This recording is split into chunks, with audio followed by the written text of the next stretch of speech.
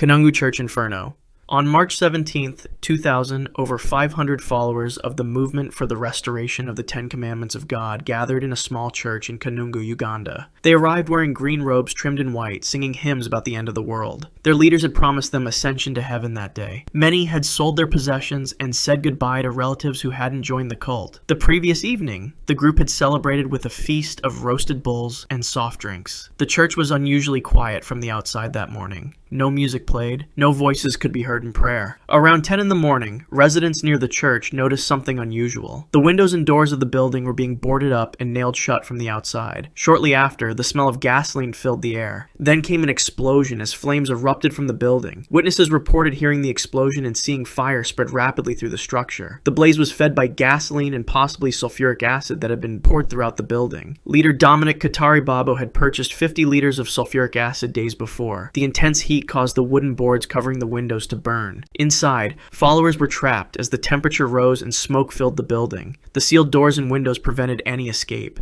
When authorities finally approached the smoldering ruins, they discovered over 500 bodies inside the structure. The cult leaders were not found among the dead. They had locked their followers inside and disappeared. Days later, police discovered mass graves at other cult properties across southern Uganda. The graves contained nearly 400 additional bodies showing signs of poisoning, stabbing, and strangulation, with some victims found with banana fibers around their necks. Police stated many had been murdered weeks before the church fire. The total death toll reached approximately 924 people, making it one of the largest mass murders in modern history. Death of the Antichrist.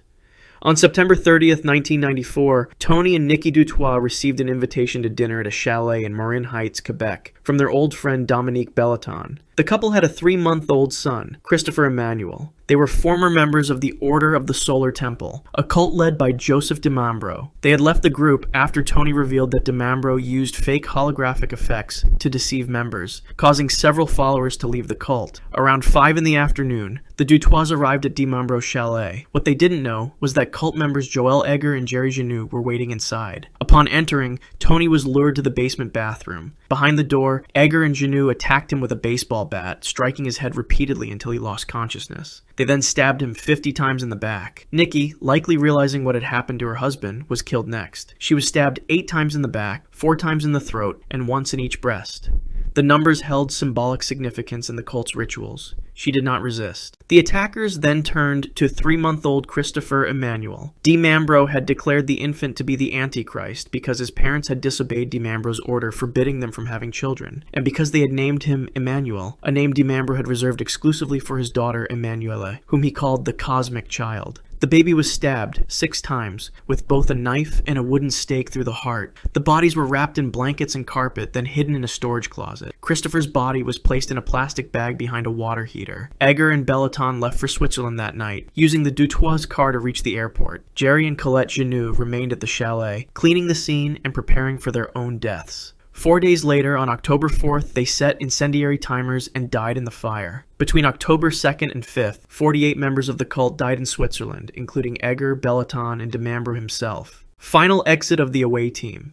On March 26, 1997, former Heaven's Gate member Rio D'Angelo entered a mansion in Rancho Santa Fe, California, after receiving videotapes in the mail the previous evening. Inside, he discovered a scene so methodically arranged it seemed almost peaceful at first glance. 39 bodies lay on bunk beds and mattresses throughout the house, each covered with a purple shroud. The deceased were followers of Marshall Applewhite, a charismatic former music teacher who called himself Do. He had convinced his followers they were aliens temporarily inhabiting human bodies. For months, they had been preparing for what Applewhite called Graduation Day, the moment when they would leave their human containers and board a spacecraft supposedly hidden behind the Hale-Bopp comet. On March 21st, 5 days before their deaths, the members ate a last meal together at Marie Callender's restaurant in Carlsbad. They recorded farewell videos explaining their decision with calm certainty. Then, beginning March 24th, they started their carefully choreographed departure in 3 waves. First 15 members assisted by 8 helpers, then another 15 also assisted by 8 members, and finally the last 9 helping each other. Each member packed a small bag as if for a journey. They put on identical black shirts, sweatpants, and brand new Nike Decade sneakers. Around their arms, they wore patches that read Heaven's Gate Away Team. The method was precise. Those going first would ingest applesauce or pudding mixed with phenobarbital and hydrocodone, followed by vodka to accelerate the drug's effects. Other members would then place plastic bags over their heads to ensure death from lack of oxygen, then cover them with the purple shrouds. After attending to their companions, the next group would repeat the process. Applewhite died on the third day, the third to last member. By morning on March 26th, all 39 were gone. Their bodies were arranged neatly, hands at sides, each with a $5 bill and 3 quarters in their pocket. Toll money, they believed, for their cosmic journey. Fatal beating.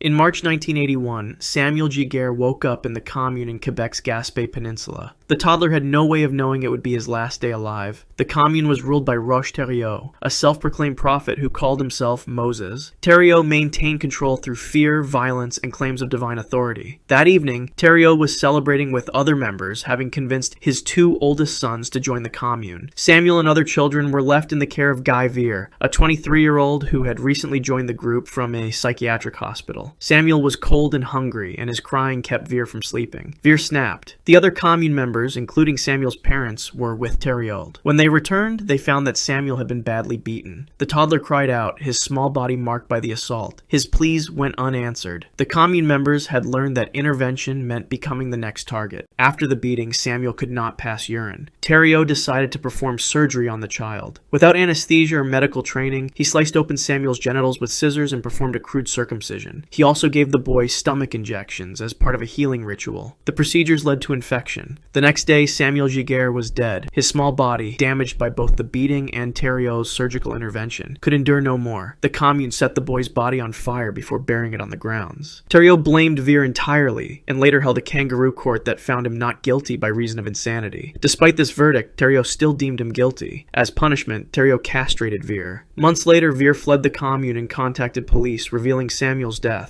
Authorities raided the commune in December 1981, removing all children and arresting multiple members. Thériault and 6 others were convicted of criminal negligence causing bodily harm, and received sentences ranging from 9 months to 2 years. Years later, in 1993, Thériault was sentenced to life imprisonment for the murder of another follower. Crude Surgery. On September 28, 1988, at the Ant Hill Kids Commune in Ontario, Canada, 32-year-old Solange Boilard complained of abdominal pain. Boilard was a devoted follower of Roche Thériault, the self-proclaimed prophet who demanded absolute obedience. When she reported her discomfort to Thériault, he gathered the commune members and announced he would perform surgery to cure her. Thériault had no medical training, but he regularly performed amateur procedures on his followers. That night, he ordered Boilard onto a table and stripped her naked. The other commune members were instructed to hold her down. No anesthesia was provided, no sterilization was attempted. Thériault first stuffed a cloth into her throat, then punched her repeatedly in the stomach before forcing a plastic tube into her rectum to perform a crude enema with molasses and olive oil. With the first incision across her abdomen, the pain was immediate and overwhelming. The cut exposed her internal organs. Blood poured from the wound, soaking through the table and onto the floor below. Boilard remained conscious as shock began to set in, the knife penetrating deeper layers of tissue. Thériault reached his bare hand into the incision. Her body convulsed as he grasped a section of her intestines. With force, Thériault tore out a portion of her small intestine. He then ordered another follower, Gabrielle Lavallee, to stitch the wound closed with needle and thread. Other women inserted a tube down Boilard's throat and blew into it. Boilard remained conscious through the ordeal. Her breathing became shallow as her body began shutting down. Digestive chemicals leaked into her abdominal cavity. By the next day, Solange Boilard was dead. What happened next was documented in court submissions. Claiming he could resurrect her, Thériault drilled a hole into her skull and ejaculated into the opening. He ordered other male followers to do the same. When she didn't return to life, he removed one of her ribs to wear as a trophy before ordering her body buried on the commune grounds. Waco compound fire. On April 19, 1993, the 51-day standoff between federal agents and the Branch Davidians near Waco, Texas, entered its final phase. Inside the compound, approximately 80 people, including at least 20 children, remained loyal to their leader, David Koresh. Shortly after 6 in the morning, FBI agents used tanks to begin breaching the walls of the compound, inserting CS gas through extended booms. The tear gas immediately began to affect those inside. Adults covered their faces with wet cloths, but the protection was minimal. The gas made breathing increasingly increasingly difficult as approximately 400 canisters were deployed into every room and hallway over several hours. The winds that morning reached 30 to 35 miles per hour, conditions that would later prove catastrophic. Around noon, fires erupted simultaneously in 3 different locations within the compound. The flames spread rapidly through the wooden structure, accelerated by the high winds. Inside, those on the upper floors faced a deadly situation. The tanks had destroyed interior staircases during the gas assault, trapping many on the second floor with no way down. Some members were overcome by smoke before they could escape.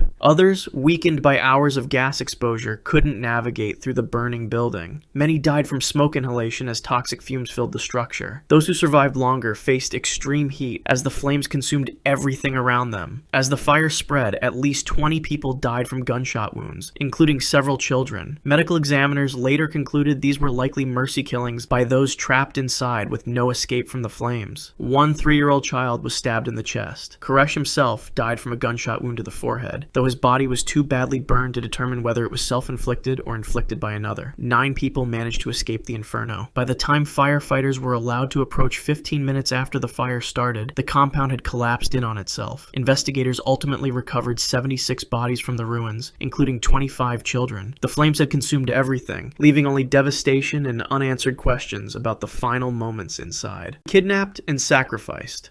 On March 14, 1989, 21-year-old Mark Kilroy was enjoying spring break in Matamoros, Mexico. The pre-med student from the University of Texas had crossed the border with friends for a night of celebration. In the early morning hours, Kilroy became separated from his group near a bar. Witnesses later reported seeing him approached by men who lured him toward a vehicle. Kilroy was never seen alive again. Unknown to Kilroy, he had been targeted by members of a drug smuggling cult led by Adolfo Constanzo, who practiced a distorted version of Palo Mayombe, an Afro-Caribbean religion. Constanzo, 26, believed human sacrifices gave him and his followers magical protection from law enforcement. The group operated from a ranch called Rancho Santa Elena, just outside the city. Constanzo had specifically ordered his men to find an American college student for sacrifice. At the ranch, Kilroy was held for approximately 12 hours. Throughout the night of March 15th, cult members tortured and sodomized him. At some point during his captivity, Kilroy attempted to escape, but was recaptured. After hours of abuse, Constanzo led Kilroy to a field. There, he killed him with a machete blow to the back of the neck. Following Kilroy's death, Constanzo removed his brain and boiled it in nganga, the ceremonial cauldron central to their rituals. The brain was found later by investigators inside the iron pot, mixed with the animal remains, herbs, and blood. Cult members believed consuming or using parts of their victims would grant them supernatural powers. Constanzo also had Kilroy's legs severed above the knees to facilitate burial. A wire was inserted through his spinal column so the bones could be easily retrieved after decomposition for use as ritual talismans. On April 11th, nearly 1 month after Kilroy's disappearance, police discovered his remains at the ranch along with 14 other victims. Most were rival drug dealers, though some were random abductees. When authorities closed in on Constanzo's Mexico City apartment on May 6th, he fired at police with a machine gun. Rather than surrender, Constanzo ordered his follower Alvaro de Leon to shoot him and his companion Martin Quintana, dying before capture. Silencing of a witness.